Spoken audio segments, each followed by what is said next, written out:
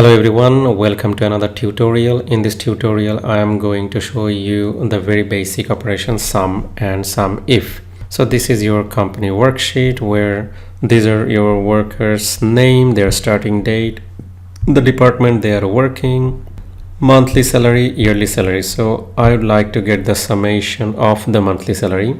So to do that I will call the function sum and then the first parenthesis, and then I'm going to give the range where it gets all the data, and then when I enter it, it is giving you the summation of the monthly salary.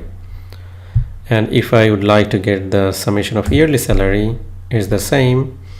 You bring the sum function and then you give the range. And now you get the yearly salary summed up.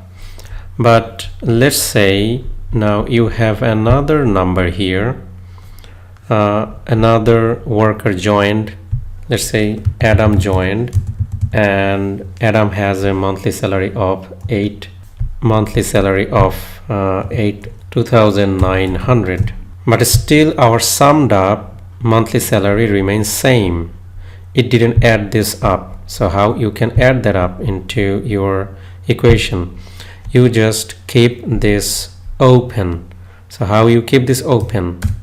You just take the 18 away, and now whatever the value comes in D column, this will be adding up in sum. Now it took that number. We are going to add another one. Let's say 3,000.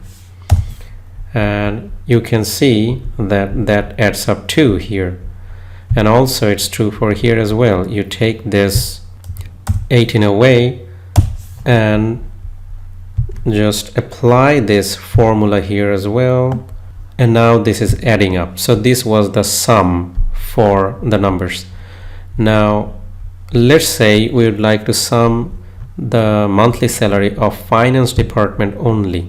So that can be done using equal, take this number plus finance department plus here also the finance and plus here. So this 4 number, when you're adding up, it gives you the number for finance department. Now you have only 4 data, that's why it was easy to go like this. But let's assume you have 1,000 people working in your company, and specifically there are 90 persons that are working in finance department. And if you'd like to add all the salary taken by that finance department, you have to add one by one, and it's not the way spreadsheet working, because spreadsheet is there so that your work gets easier. So there is another way to do so by using sumif functions. So from the name you can understand it is going to make summation for you if with a condition. So how do we do that? We bring the sumif function. So after bringing the sumif function, we're giving it the range, which value it is going to compare, and then we're giving it the range which value it is comparing with. So we're going to compare it with this one, and there is a condition that it will add up only, it will sum this range up comparing with this range if it gets finance.